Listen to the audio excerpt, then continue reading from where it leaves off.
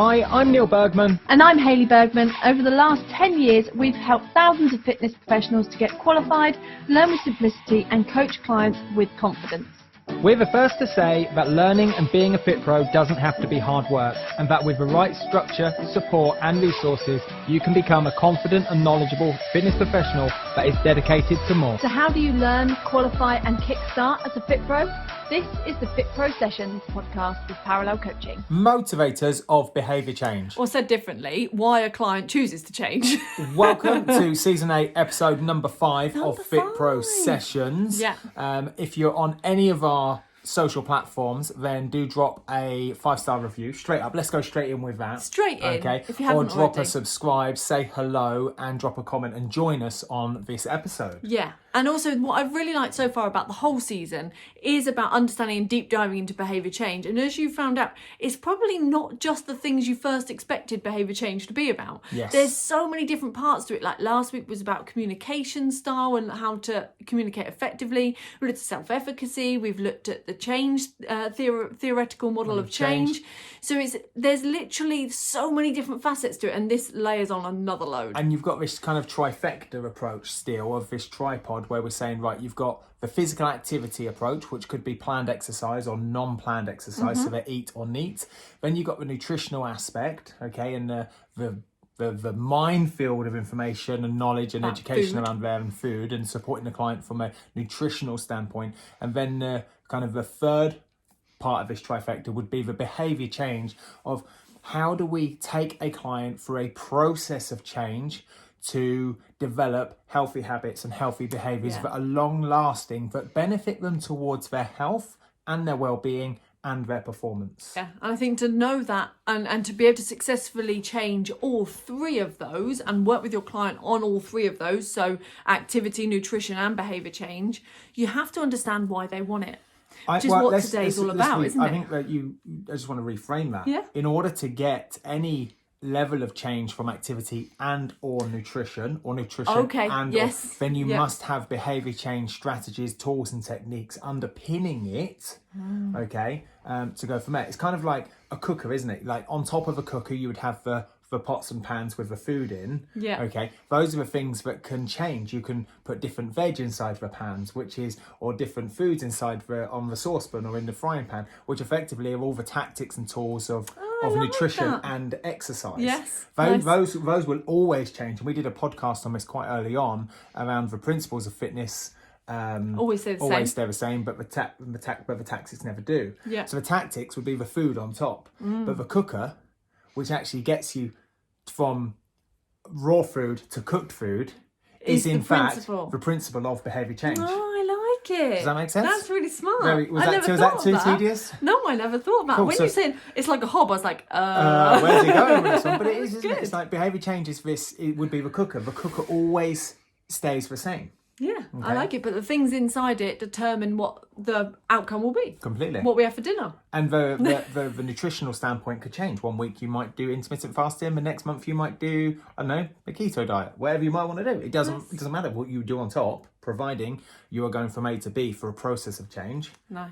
And go from there. I love that. But today is all about why do people change? Like, what is the motivators behind change? And this is a key construct again of motivational interviewing. Yeah, and behaviour change. And behaviour change. And we've yet to really deep dive into motivational interviewing. So I think today we're going to kind of tickle the surface of it. Yes. And then next week we will fully uncover behaviour, motivational interviewing. Yeah. But as a construct of motivational interviewing, one of the things is to latch onto as a Fit Pro or anybody doing behaviour change, it doesn't matter what field you're in, but it's to latch onto this concept of positive change talk. Yeah. So the moment you recognise that the client is positively talking towards changing, you want to latch hold of that, and now you're going to roll with that and for a better word, leave behind and not focus on the negative talk change. Yeah, so the negative talk would be the things that stop them from being able to do it. So All they the might say, reasons. I want to achieve X, that's the positive thing of what they want to achieve, but I can't because the kids the kids' routines all out. Yeah. So the negative bit becomes the kids' bit. So rather than looking at the negative and going, oh, why is that? And driving into that, you would kind of leave that to one side and latch on to the positives of what they want to change, why they want to change it, so that you can dwell on that and make that bigger and brighter and more uncover and explore that. Yeah. I think the moment, let's just, a little side note, the moment anybody inside communication says the word but, really, the moment you say that word but and you continue the sentence, it negates the first part of what they were saying. So you might go, I really enjoy exercise, but when it's cold. And now the change talk becomes negative because it's all about what they really wanted to say is everything after the word but. Yeah. Okay, so they might as well have said, I don't like exercising when it's cold. I don't like exercising when it's cold.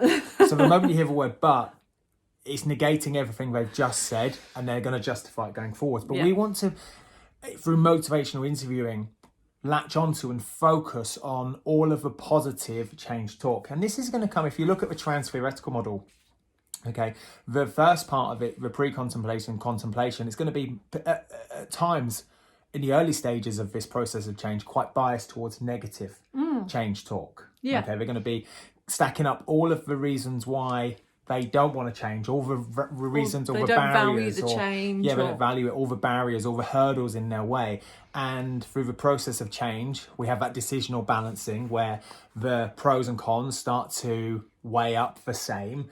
And then we latch hold of all of the positive change talk and we help them push the balance of this decisional balance towards actually it is now's the right time. And then to you go into the preparation, action, maintenance. Yes. And like if you think about a time whereby you're so passionate about fitness that you find this family member that you notice they're a bit out of shape, I'm going to tell them all the benefits of fitness. They're so not ready, and you're literally telling them. On deaf ears, doesn't it? Yeah, and they just give you a stream of like what sound like excuses. Yeah. But I wouldn't want to do it for this, and this reason, and it's all the negative stuff, like you said, not necessarily the positive ones. So we're going to focus on the positive reasons why somebody would want to change and using that as a focus point so that we can understand what their motivators of change are and then guide them through the trans-theoretical construct to get to the change they need. And in order to do that, we must understand language as well. And I want to kind of introduce this Meta and Milton model in a very crude sense. Yeah. So there's within NLP, neuro-linguistic programming, there's different, I suppose, categories. We could categorize communication types and language. Does that make sense? Yeah, it does. And so if we had an object, for example, like a car, let's take a car and let's just say that sits at neutral. Okay, not in neutral, not in the gear, but at neutral, as in 0 on a flat line. Yeah. Now, meta language would be working down and categorizing each part of the car that's very literal. Okay, so for example, the car has 4 wheels, and those wheels have tyres, and the wheels on the tyres go round. And it has a steering wheel. And it has a steering wheel. And it's red. And so meta language is very specific. Like it's descriptive. Very descriptive, okay, of actually what it is. Yeah. And that's a very crude approach like to the features of the car. The features, that's a very basic overview of it. So perhaps we'll explore that in future weeks as well. But Milton language, okay, is where we chunk up and it becomes more globalized. It becomes more, for a better word, more woolly, more airy-fairy. So you might say that the car again is at neutral, and in order to chunk up, we might say that the car allows me to go on a journey. Okay. But the word journey, well, where is this journey? Is that journey to the local shop, or is that journey on a family holiday? So you go, okay, so the car allows me to have a journey. The journey allows me to have freedom. Okay, well, what is that freedom? What does freedom for one person and a journey for one person might be different for the next person? Yeah. Whereas if we chunk down into meta language, you go, well, the car's categorically red and has 4 wheels. We all know that. It doesn't matter who you are, where you're from, anywhere around the world, we could look at it and go, that's fact. Yeah. But when we chunk up in Milton language, you go, well, the car gives me freedom.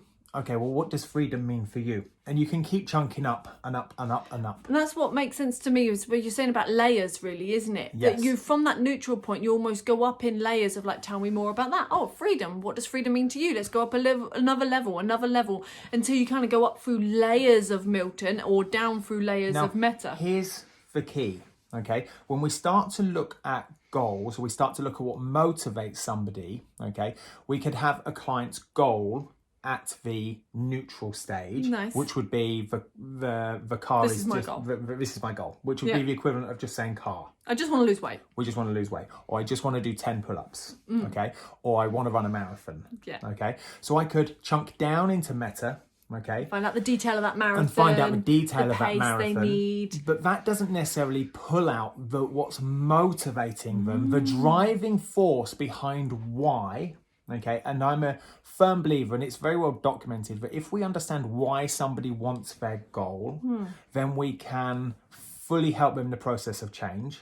But the more they understand why they want their goal, they actually increase their likelihood of pulling that goal off and achieving that goal and changing. Nice. Because it's a very deep, intrinsic, and there's extrinsic rewards behind achieving that goal. So is the why going up via Milton rather than down through Meta? I'm going to argue yes. Ooh, from a global point of view. From a global point of view. Now, when you start chunking... Well, I suppose even with the car, that makes sense, doesn't it? So I want to buy a car today. Why do you want to buy a car? Oh, well, it allows me to go on holiday with my family. It allows me to go on a journey. Okay, well, what's this journey? And explain all of that. What does that mean to you? And you go deeper as to reason why. At that point, you might be like, oh, cool, now I can be clear on what car I need and what details I need in that car. Another way you could look at it like that, and I know we're veering off track, but it's very relevant, is we either buy on emotion or buy on logic. Yeah. So you could buy on... And actually, most people... The majority of people, everybody in fact, buys on emotion and justifies with logic. That's what Tony Robbins taught us, right? Exactly. 8 years ago. Now, if we think about that process, we are emotionally driven to buy and then we justify with logic. So we go, well, the car will allow us to get from A to B, and it gives us a sense of freedom and space for and for the family to go on holiday, and it allowed us to make lots of memories. Yeah. And then we justify it with logic and say, and it has great miles per gallon. Yeah. It's my favourite colour, it's red. Yeah. It was meant to be. It's got 4 wheels, It's got 4 wheels. Thank God, yeah, completely. It's got a big boot. It's got a big boot. It's an estate. And then we justify it. And so if we take the client's goal, we, as a FITPRO, we must have enough consultation time there you go. to dig out the positive change talk, to globally chunk up through Milton language. Yeah. Okay. And understand what category does this goal fall within. Now, I want you to consider that there's only 3 categories that it could fall within that drive pretty much all decisions from human beings. Now, when I first found out about these 3 categories, I was like, that's nonsense, because this doesn't fit in that category. But I guarantee, however you look at it, you will find a way that fits into the thing you're thinking of, that you think that won't fit in these 3 categories. It will fit into the 3 categories. You just got to think about it. And we'll give some examples. We've got to keep going up through that airy, fairy, woolly language to find out what category it fits into. And sometimes it feels like it's kind of going across 2 categories. We've got to give these categories in a minute, but across 2 of them, but really one of them will be more dominant. One of them you could be dominant. So the 3 categories are, first one is health, the next one is wealth, and the next one is relationships. Yeah. Okay. So if you take like the marathon run, I want to run a marathon, you might turn around and automatically think, well, they must be doing that for health reasons. And then you start asking questions about why they're doing it. And it turns out that actually they want to raise money for a charity. And the reason why they want to raise money for that charity is because their next door neighbour's kid is ill with that specific thing. And then it's about the relationship with the neighbour and showing support as a community. Like, actually, they've got a relationship goal, not with their neighbour, not necessarily a health goal for their fitness. Yeah. So that's very different. Completely.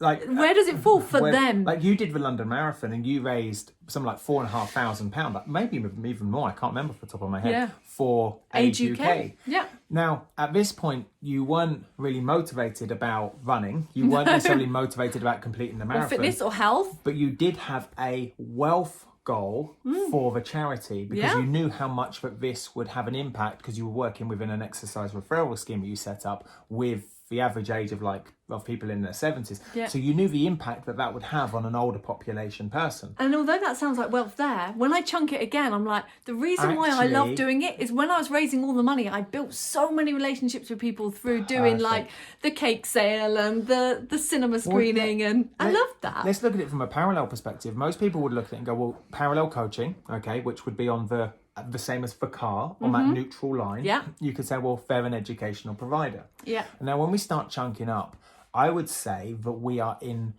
the health industry, not the education industry.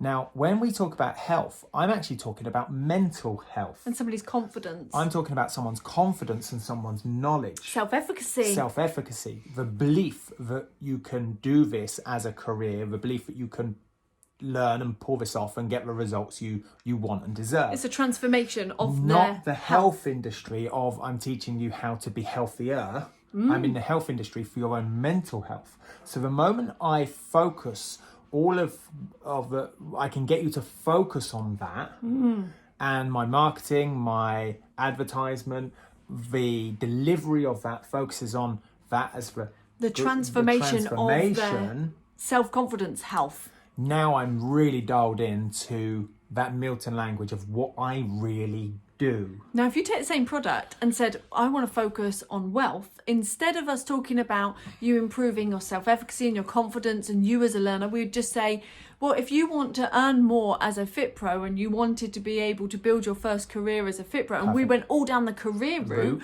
of that, it would be about your wealth industry. And then from a relationship perspective, might be a little bit trickier. I think this one's quite tricky from a training provider point of view, but it could just be about the community that you're around. A sense of community, completely. So by building a community, and you could almost see all three of those categories in what we do, but we focus on one. Now, with your client, during the consultation, certainly the first consultation, I would say that would be a very subjective, exploratory, is that the right word? Yeah, exploratory approach. You're literally... so it's lots of questions, it's lots of probing, you're seeing what stage of change they're in, and you would use, say, maybe some decisional balance. You're going to be compliant and adhering to motivational interviewing. You're going to add parts of a transfer ethical model. You're going to add parts of self-efficacy, all the constructs of that we've taught you over this season to really figure out what does their goal really mean to them. How do you get that? And are they in the health, the wealth, or the relationship category? Wow.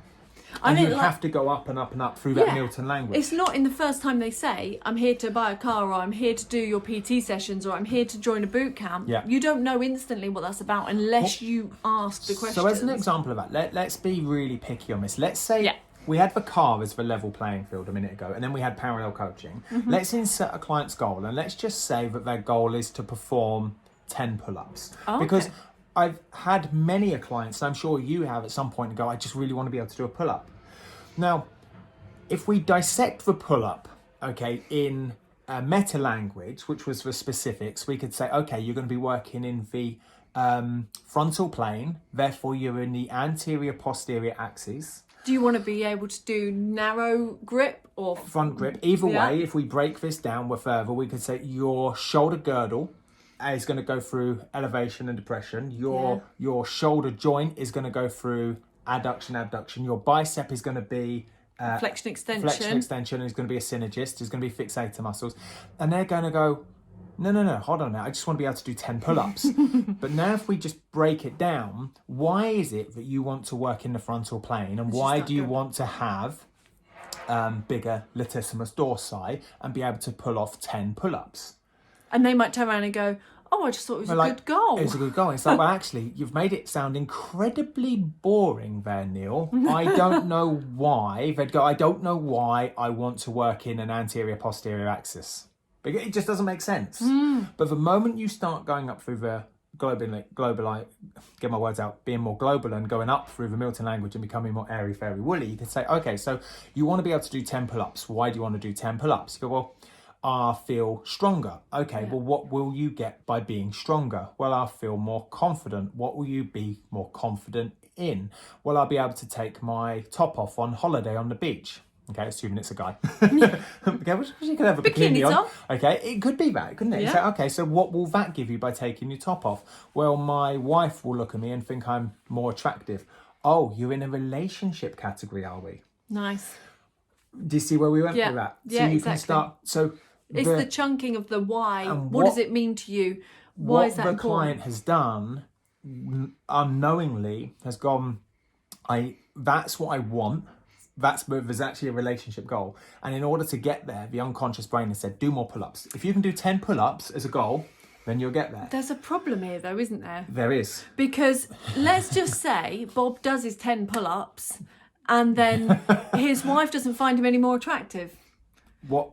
So he now doesn't have that link to go carry on creating another goal or completing up to 20 pull-ups next time. It's not linear. So it's not a case of that one causes the other, even though in Bob's head, that's exactly what he thinks. In NLP would be a complex equivalence where we say 1 + 1 equals 2. It's correct. But what we've actually done is gone 1 + 1 equals 3. Well, that doesn't make sense. 1 and 2 don't correlate. Does that make sense? Yeah, exactly. So we've kind of linked A to B when in fact they don't. Yeah.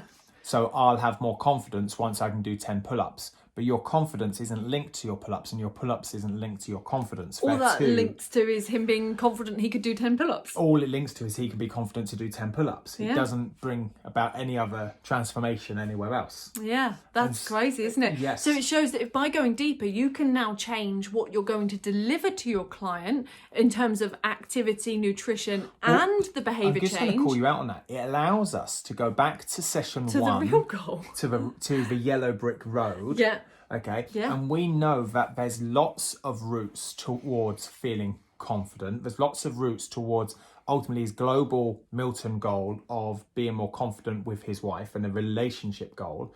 Now, one of those bricks could be to be able to do pull-ups. Yep. However, we know through periodization and smart programming that if he just did pull-ups, he'd have very strong lats.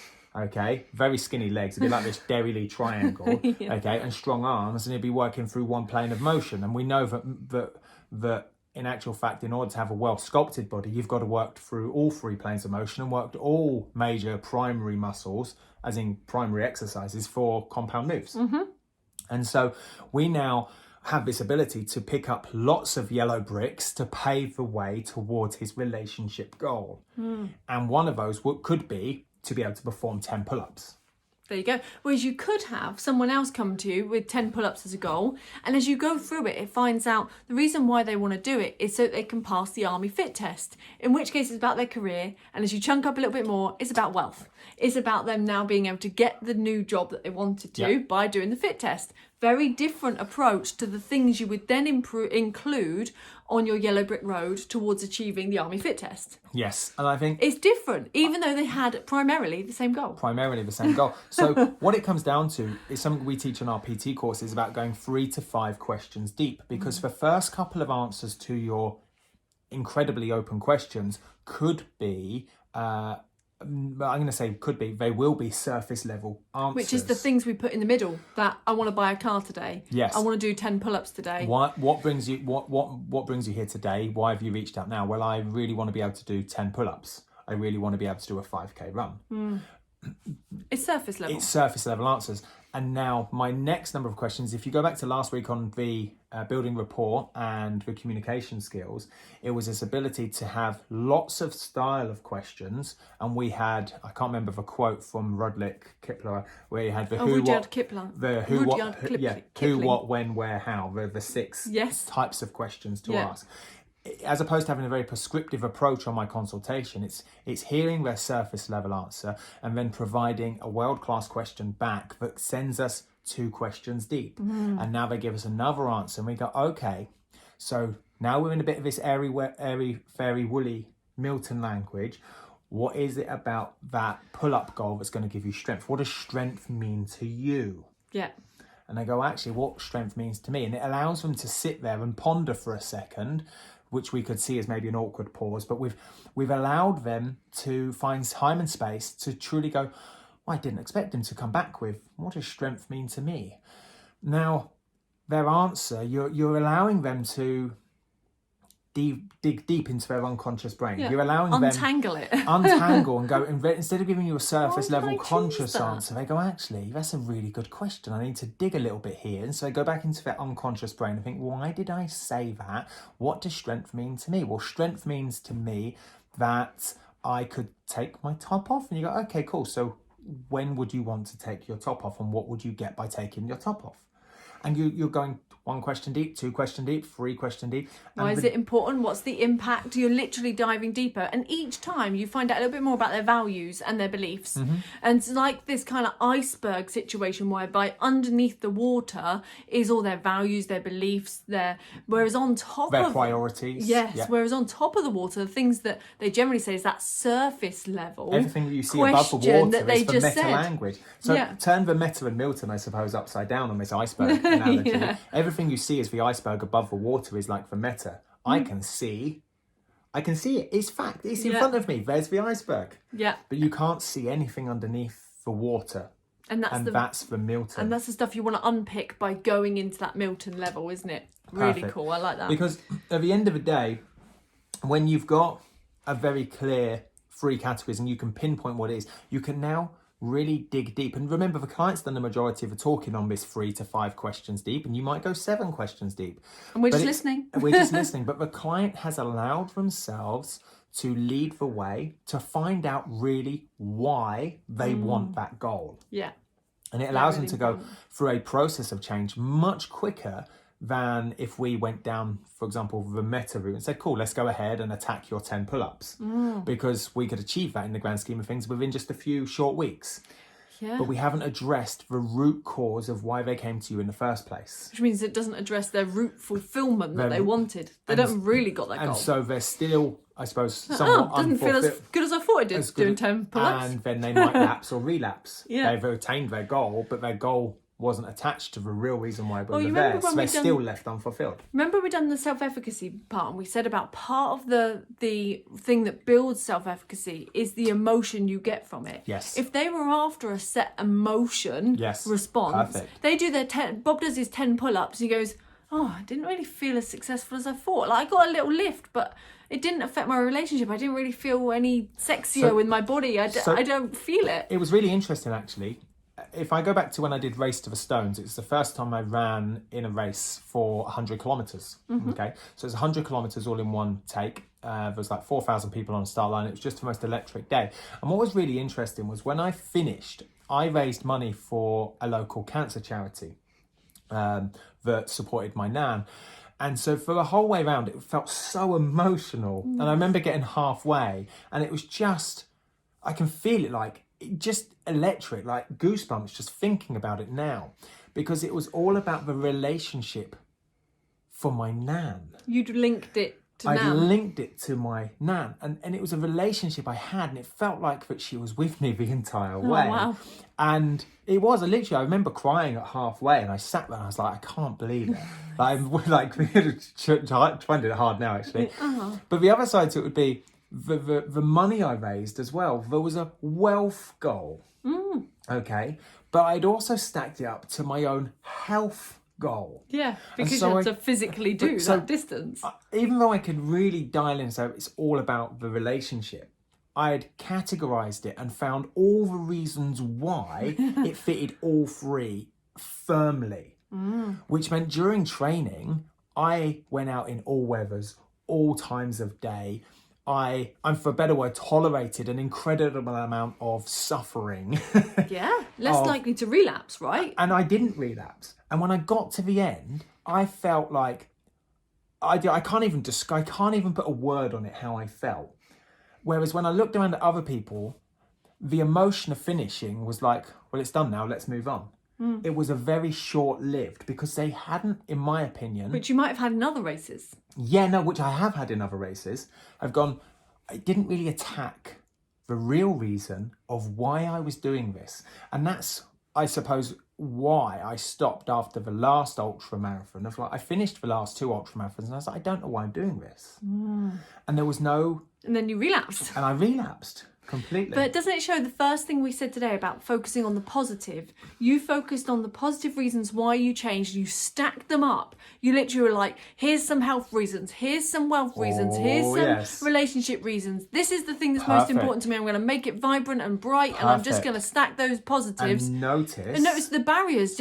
You would train through snow. You'd train through darkness. You'd train when you were hungry. You'd eat when you should eat. I did some stupid challenges. One of my challenges I did in order to like think about like developing my distance. I did 6 10Ks in a day. Then then a couple of weeks later I did 10 half marathons in 10 days. I did 3 marathons back to back. And those challenges on their own wouldn't necessarily fulfill anything, but they were all part of the bigger picture. Part of the bigger picture. So they become your yellow cobbles on your yellow brick road, leading to that greater relationship. And notice that when I started to not have the strong reasons why, my change talk became more negative, to the point I could have a decision or balance that said, I don't know why I'm doing this. I'm not going to train for 4 hours a day anymore. I'm not going to do it anymore. Completely. I don't know why I do it. Now, interesting, isn't it? Now, when you're looking at these, you're either, it doesn't matter what category you're in, there's 2 approaches that are the driving force behind whether or not you take, how you take action is a better way of saying it. And the it. language used around the action. Perfect, that's better. So when they're talking and they're saying, this is why I want to do it, this is why I want to do it, just notice, are they saying that they want to move towards something new or away from something? Yes. So you've got these 2 things, am I a towards person or am I an away from person? Perfect. So really when it becomes to behaviour change and in consultation 1 and 2, and I'm a big fan of a double consultation, and I suppose every interaction allows you to find this information, but are they working towards something, towards pleasure, towards something positive, or away from pain, away from something negative? And the moment, I suppose in behaviour change, what we are really doing is we are becoming very good at communication. We are dissecting people's language. Yeah, nice. And you can see that in that towards and away from, and recognising the categories they're talking about. Every time I ask a question, that's a new interaction of communication, and they communicate back with language. They would give me verbal language, I hear. But I'm also seeing non-verbal language, which would be how they move their head, how they move their eyes, how they move their hands. And so I'm constantly getting some form of communication back in some form of language for me and my map of a world to decipher and interpret. And then through last week's communication, I could then paraphrase or summarize to check to make sure I have been listening correctly and interpreted their language in the correct way. I like that. So they might say something or move in a certain way, and then I could check to make sure, is this what you meant, yes or no? Very well explained. Cool, let's move on then. Not from like, well explained, let's move on, but that would be like, cool. Or it gives them a chance, we're on the same page completely, or it gives them a chance to say, That's those affirmations, right? Well, not necessarily affirmations, but it is, isn't it? You're saying, yes, I agree. We're saying the same thing. Okay, I suppose so, yeah. We're on the same page. This is correct. And it also allows for them to turn around and say, hold on a minute, that's not what I meant, Neil. Yeah. What I meant to say, sorry if you got confused, was X, Y, and Z. And you go, okay, to summarise then, you meant X, Y, and Z, and I would give a simple summary back or a simple reflection back, and you go, wicked, we're definitely on page 10 of this chapter now. Nice. Yeah. So something that I find really helpful is to have some examples. Perfect. So let's go through some examples of all 3, health, wealth and relationships, but examples of towards and away from types of behaviours. I hope you've wrote these down. I have. Perfect. So first of all, let's look at health. And what I want to do is look at some things inside our industry and some things outside our industry. So you've got some examples. First, our industry being FITPROs, obviously. So first of all, in terms of health, and you look at, let's go towards something, you might say that my client's looking to build their self-confidence of themselves. Perfect. Their self-efficacy in their body image, right? So it could even be like, I really want to run 5K. And what's your reason why? What's your reason why? And it's all intrinsic and it's all towards them bettering themselves. Yes. Yeah? Does that make exactly. sense? Yeah. Conversely, the other side to that would be away from pain and say, I really want to run 5K because my best mate at work has recently had a heart scare. Perfect. Yeah. And I don't want that to happen to me. And he's a little bit older than me, so I'm younger. I don't want to get to 42 and have a heart scare. So I'm going to start training now. Away from that health problem. Yeah, perfect. That's a really good example. Cool. So towards that building of self-confidence away from possible heart problem. Yeah. So my goal for my ultra run was towards the relationship and connection that I had with my nan, but was also towards raising money in a positive perspective, but also developing my own health in order to pull off the relationship and wealth goal. You didn't have any away froms. There was no away froms. They were all towards. A wealth example could well be whereby you're looking at, it's a bit harder in terms of fitness. Well, before we go to wealth, could we do an outside the industry health goal? Okay, yeah, outside the industry keep health all the goal. health. Lovely. Yeah, go for all it. Health together.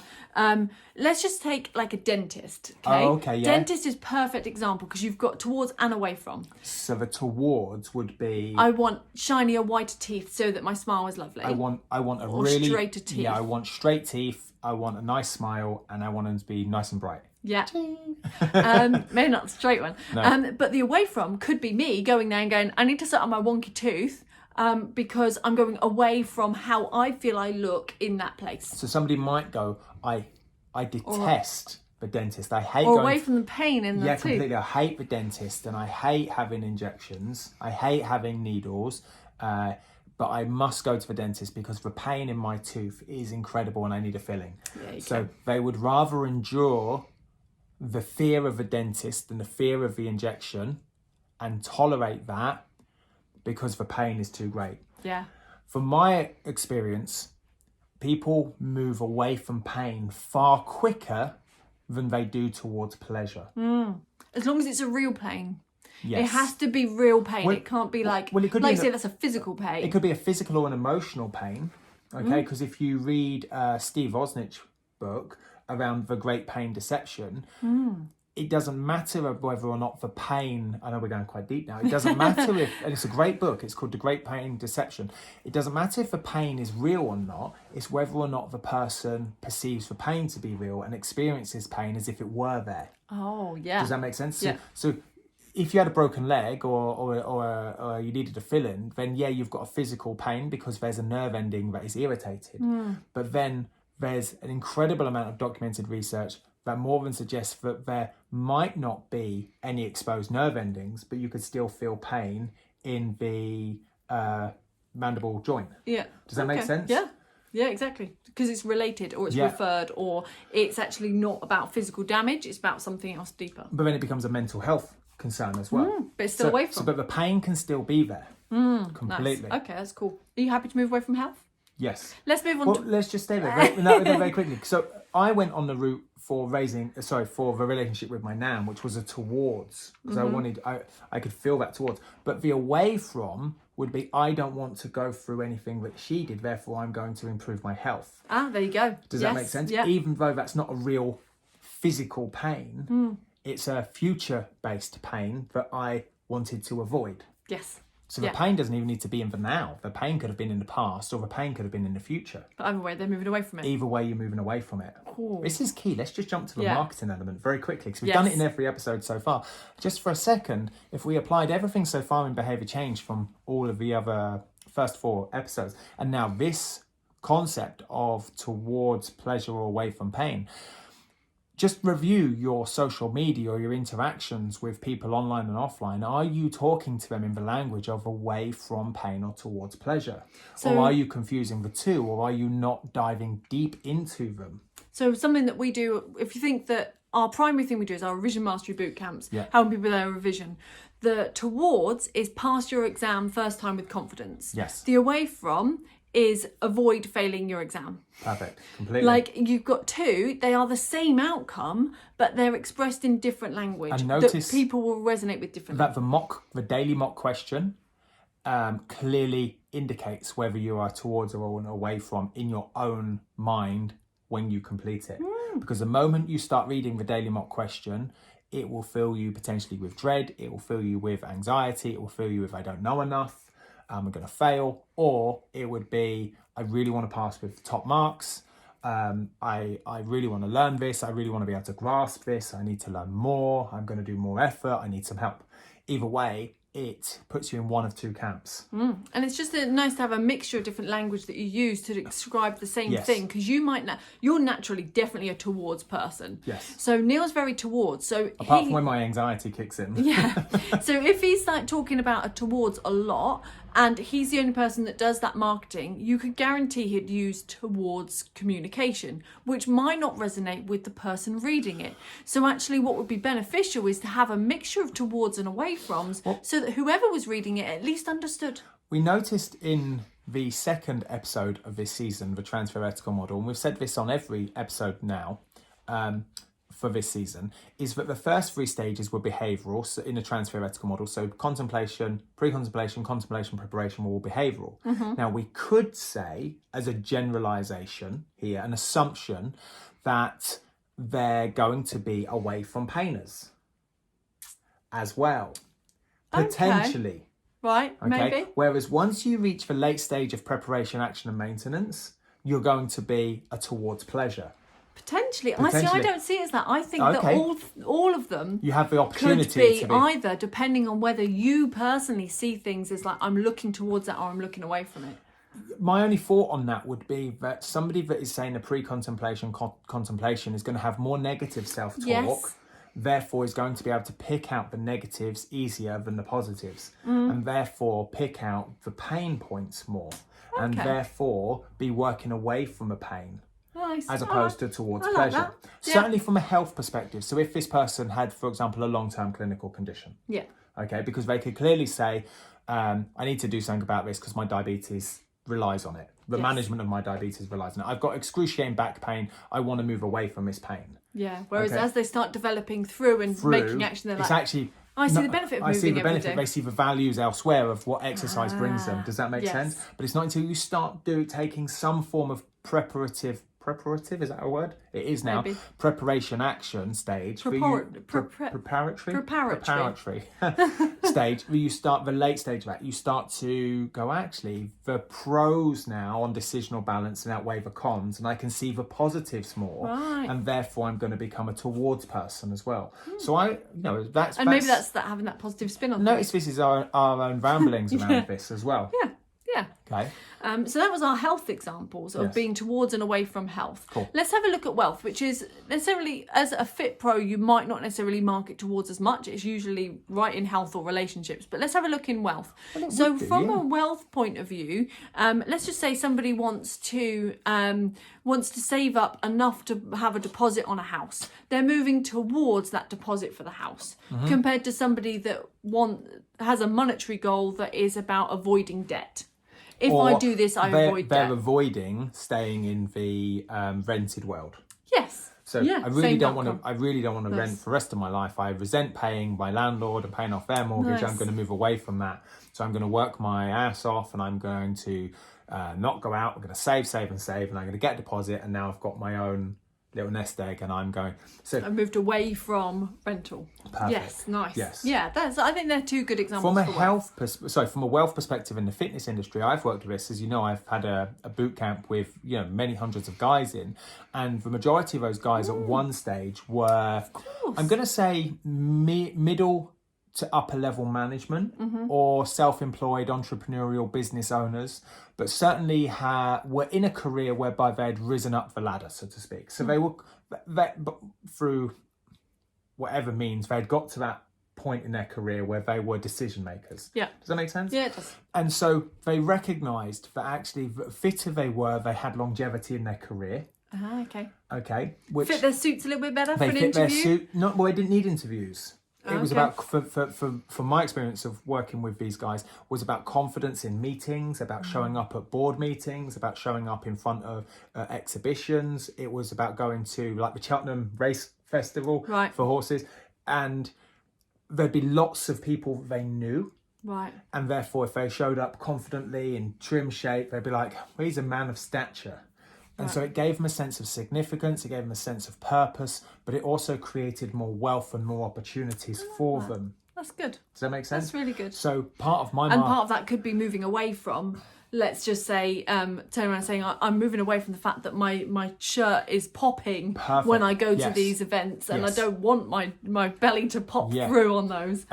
But from a wealth goal perspective, okay, it would be this recognition that actually they would stay in that position and have the physical fitness, mental toughness, mental fortitude, backed up by the nutritional health to have longevity in their career, so that they could see themselves having the opportunity to become, I don't know, chief CEO or CFO or whatever it might be in their position, and be eligible for greater promotion, which led to wealth. And actually, when I had conversations with them, they had kids that were coming up in the next couple of years to go to university. They knew that there were more university fees going out.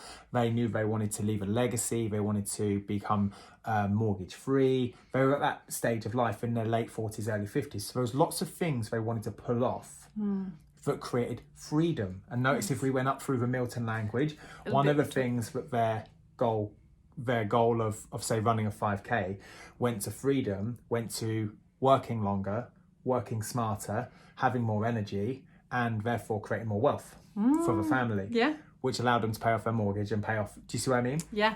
Something that you mentioned within that, you said about mental toughness. Yeah. And something that I mental fortitude. Yeah, I always think of with exercises. Let's just say you do a really tough session and you're like, God, I didn't think I'd ever be able to do that. That feels really good. This is a great point. But that self-confidence, self-efficacy builds to the point that now they can achieve greater things in their life, in their career, in their wealth. I think exercise is the perfect metaphor for everything else in life. So I actually noticed when I was training for the marathons and the ultra marathons that we achieved more in a relationship ourselves and we achieved more in the business and other areas of life because the mental fortitude, or what I was willing to tolerate and compromise and, for a better word, suffer, allowed me to dig deeper in other areas of life. So I think exercise is the perfect metaphor for transferring what you gain from exercise to other areas. And that's something I worked very closely with some of my boot campers that had ultimately a wealth goal, to help them pave the way with a yellow brick road, for them to become self-aware that actually what they endured at the boot camp or during the tasks that I set them or with them for them actually had a greater meaning behind them that meant that they could go and build their own self-belief and then go and do... Yeah, I mean, as an example of that, one guy comes to mind, Mark, where he had a big presentation coming up and he had to stand up in front of like a couple of hundred people, and he'd never presented in front of any more than like 8 people. Right. So we went through a number of intense sessions, across a number of weeks at logical progression, whereby he was like, well, if I can do that and get myself through that from a mental toughness of what we've just done, then that's of no comparison to standing up in front of 200 people. If I can do this, I can do that. Completely. Yeah, nice. Yeah. I like that. So I think that link to wealth is really good. And we went up through the Milton language to find out what did I have to do and who did I need to become inside that particular phase of training, and what do I need to do and who do I need to become in order to stand up in front of 200 people. And we went up through the Milton language and we found the common denominating word to go, actually, I've already done it over here in my physical fitness, therefore why am I even nervous about standing up over here? Because I already hold that same attribute, that same characteristic. I don't need to become anybody else. I'm already it. Nice. Does that make sense? I like it. Cool. Really good. So the next one down is relationships. And this one I find really, really fascinating. So let's stick with the marketing thing we were talking about. So and I'm going to go outside of fitness. If you think of Gillette razors, for example. The example. best the man can get. There you go. Even the tagline, right? It's true. It's so good. But what one would you say that they are in terms of a category? I would say they're in the relationship category because they allow people to either stay sculpted, like guys say sculpted, or they allow for it to be a clean shave. So when they're either with all the pictures on those adverts, aren't they like kissing a female or hugging their daughters really close to their face? Or it's about having contact with another person and having the smoothest finish that connects somebody to somebody else. Yeah, it's about connection, which is relationships. Yes. And I find that really fascinating. And it just kind of shows that you might not even think that this is happening in the marketing, but they know your reason for choosing that product is a relationship reason. So they can make all that marketing relevant to relationships. From memory, when they first started advertising, they didn't have this dialed in on relationships, and it was in another category, and it for a better word, almost flopped. And it wasn't until they dialed in and when actually this is a relationship category, the reasons behind, remember the context of today's podcast episode is about the reasons or the motivators behind why somebody would do something, why somebody would change. Why would they change from one razor to another? Why would they change from not shaving to shaving? It's all about behaviour change. And the moment you get that category right, the moment you're let's take off now. Yeah. Okay. And I think this one also works from a fitness point of view really well. Yeah. Like, I used to work in exercise referral with a lot of older populations. Yeah. And in those older populations, a lot of the reasons why they wanted to create a change or be fitter or more agile or whatever is because they wanted to spend time with their granddaughters or their grandsons. Yeah. They wanted to be able to sit on the floor in the lounge and crawl around with them and just be agile and flexible enough to do it. So it was towards a relationship with their granddaughter. Yes. Or I remember a number of your clients actually would be the ability for one of them to support their husband or their wife. Yes. Okay. And so the relationship would be, well, actually, you require me to do certain things for the day because you are immobile to some degree, and therefore to improve your quality of life and our relationship together, I'm going to stay fit. I need to be nimble on my toes. I can't afford to have a fall like you have. And also, even there... So I go and do falls prevention. Yeah. Even there, I remember one of the reasons why I'd done a load of ultra training and ultra runs was because of the connection I got with you in our training. Perfect. And by doing that together, it was a relationship goal for me. Well, we do an awful lot of surfing now, and whilst we've got, I'm going to say the reason why we do surfing is a relationship goal. It's not a health goal. It's not a wealth goal. No, I don't do it to go and burn calories. It's a byproduct of it. We do it together. But we do it together completely. And so the moment you realise why you are doing something, and this goes for like the client is currently stuck at A and they want to get to B. But why are they doing everything? What did they have to do? What do they have to think? Who do they have to become to get to A? Yeah. Does that make, like, first off, before we go and unpick for like, why do you want the B? Why do you want A? Yeah. Yeah. Why are we here? Why are we here? Yeah. What did you have to think and believe? What category were you in, health, wealth, or relationship, to get to A? Is that the same category to go forwards? Were you an away from or towards person to get to your current status? Yeah.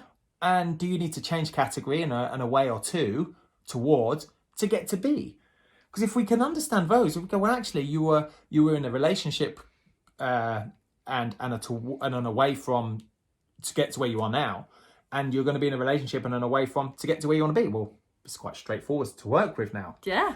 Does that make sense? Yeah, exactly. I mean, when you're looking at away from relationships, like, it doesn't have to even be something very severe in terms of like, oh, what would you want to move away from as a relationship? But when I think of this, I think about, let's just take somebody that... Well, a relationship doesn't... Sorry to jump in. No, you carry on. But otherwise you're going to lose your trail of thought. I was going to say... And I'll have to do an edit, which I've already done a few of. I was going to say, a really good example of this, if you take a mum, she's at home, she's on her own with the kids all day whilst the kids are young. She wants to be able to take them to soft play so that the kids can go and play and she can have a chat with her friends and actually have a moment of quiet, which is a build of time with the friends and the relationship with the kids from a playing point of view. So the away from is from the busyness at home. So I just don't want that like noise and busyness at home where it's just me on my own dealing with everything. I just want to escape.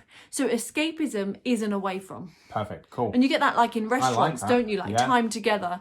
It's your escape time. Holiday, it's escape time. It's an escape from normality. It's an escape from a pocket of time away from normality. I like that. Yeah. Relationship doesn't have to be with somebody else. It could be with yourself. The relationship could be with food.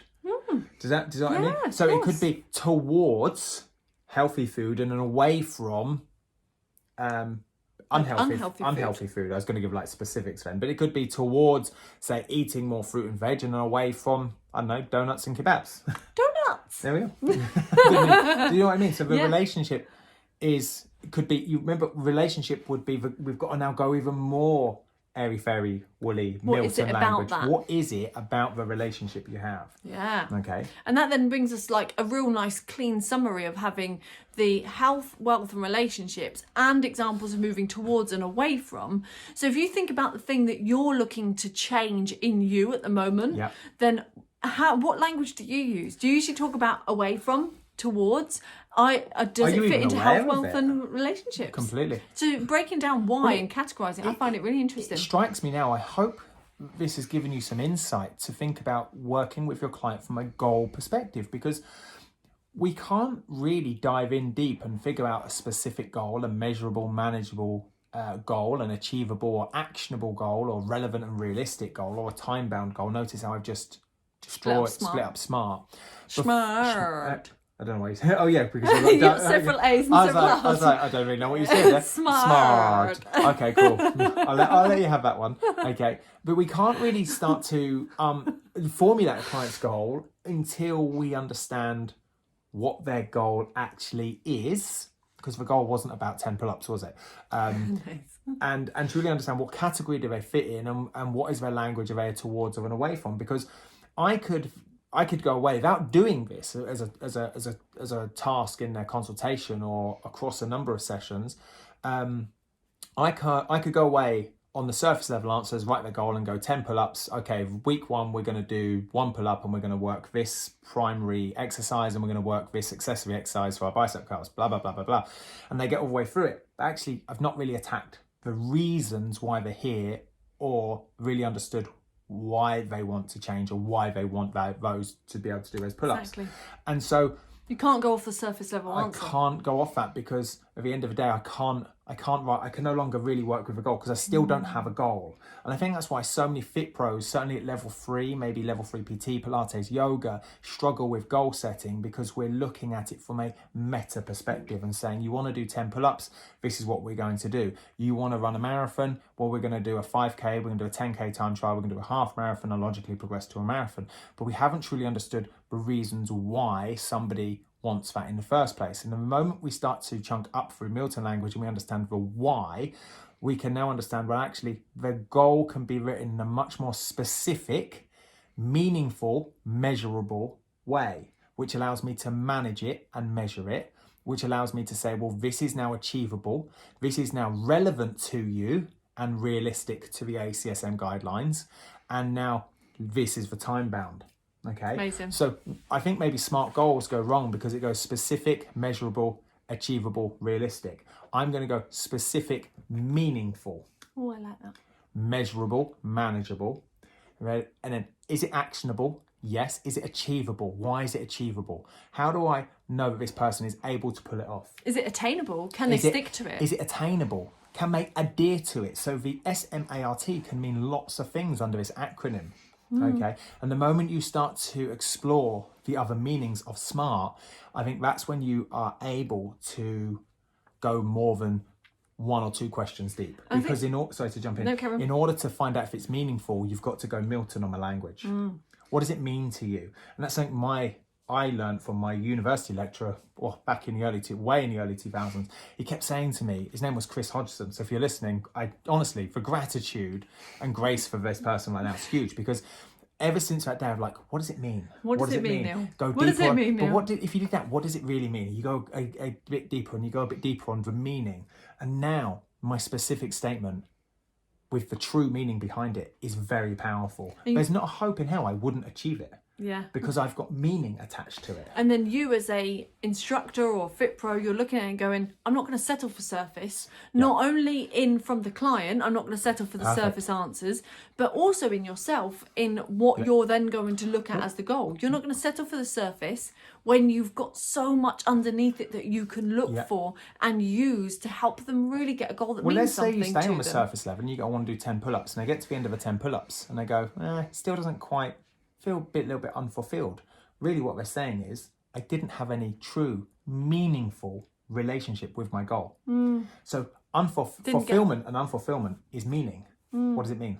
Go deeper on the questions. Search for meaning. There we go. Another great book. So explore that acronym. And maybe we've got quite a few episodes left of this season. So although they're somewhat penciled in, each one is allowing us, just like a behaviour change session, is allowing us to uncover and go, actually, we should add this to it. So we will explore SMART goal. We will do a goal setting one and look at SMART goal setting and understand that there's more to it than just the SMART, but we know about it. Yeah, definitely. What I'd really like to know is, what have you got from today? What's your big takeaway? There's some big ones in It feels like I've just enjoyed this one. It's felt they all feel relaxed, but this one felt really relaxed, and I've really enjoyed exploring and discovering kind of the 3 categories and going through meta and Milton language.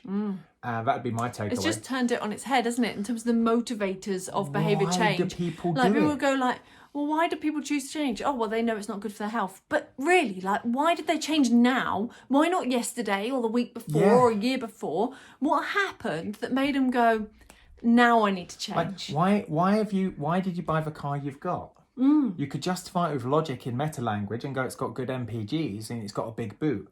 But actually, why did you buy it from a Milton perspective, and what did it give you, and what category? Was it for wealth? Was it a cheaper version or a more expensive version? Yeah. Was it a relationship that gave you memories with your kids? Or was it the health perspective that, I don't know how it linked to health. What, the car? Yeah. I don't know. Yeah, low on carbon. Low on carbon. Perfect. There you go. Cool. Yeah, there you go. I like it. So, like, everything we do, okay, has a reason. We have strong reasons behind everything we do and why we don't do them.